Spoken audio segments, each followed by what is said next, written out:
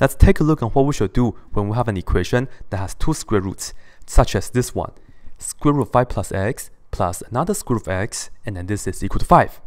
Here is the strategy. We are going to isolate one of the square root first, and then square both sides. We have two choices, like this square root or this square root, right? We are going to isolate the square root that's slightly more complicated than the other. Which one do you think is more complicated? This one, isn't it? Because you have two things inside, the 5 plus x. So I want to keep this on the left-hand side. With that being said, what can we do to get rid of this plus square root of x? We are going to subtract square root of x on both sides. So let's go ahead and do that. Minus square root of x on both sides so that they cancel out.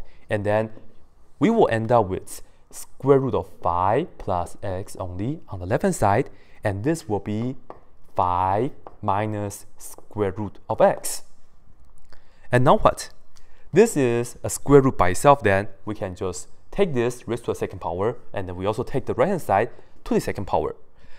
Here, the second power and the square root cancel each other out, and we only end up with 5 plus x. That's all. But then on the right-hand side, the 5 minus square root of x, and then raised to a second power. This is more complicated. We must write this down twice, and then multiply it out. Let's do it. So I'll write down this right here. 5 minus square root of x times 5 minus square root of x. And let's see what we end up with. We do 5 times 5 first. That will give us 25. And then take 5 times negative square root of x. That's minus 5 square root of x. And we continue this times that. Negative square root of x times 5. We'll put it down as minus 5 square root of x. Right? When you multiply, just put a number in front and then the square root part after that.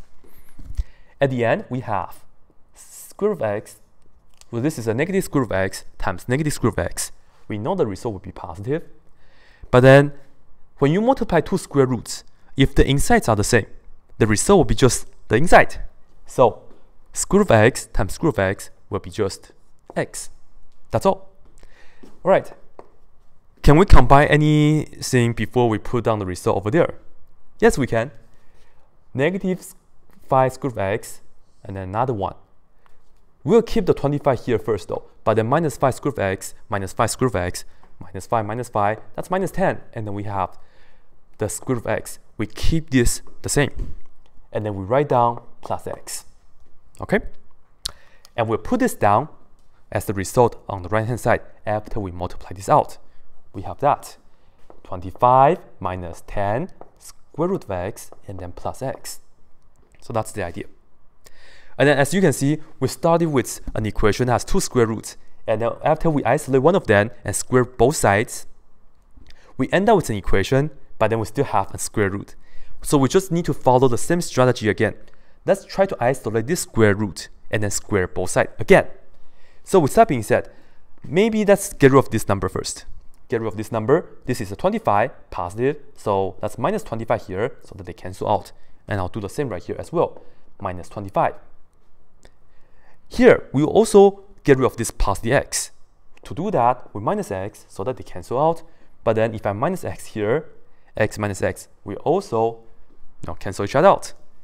And that's worked out the 5 minus 25. Of course, that will give us minus 20. And this is equal to, the remaining part on the right-hand side is just negative 10 square root of x.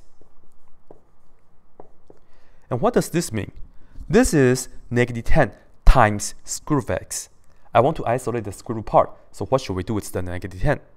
We divide because it's a multiplication. So we divide both sides by negative 10. So that negative 10 cancel each other out. Negative 20 over negative 10 is 2. And this is equal to square root of x. So we isolate this square root and it's equal to 2. Therefore, we can just square both sides again. Raise both sides to the second power. And then we can get the x by itself because the square root cancels. And we have x. This is equal to 2 to the second power. 2 to the second power would be what? 4. Okay? And then as a good habit, we should always plug in the number into the square root equations, the original version, to check to see if it actually works or not. So let's do that real quick right here. Here is just going to be the check. Does x equal to 4 work or not? I will plug in 4 into this x.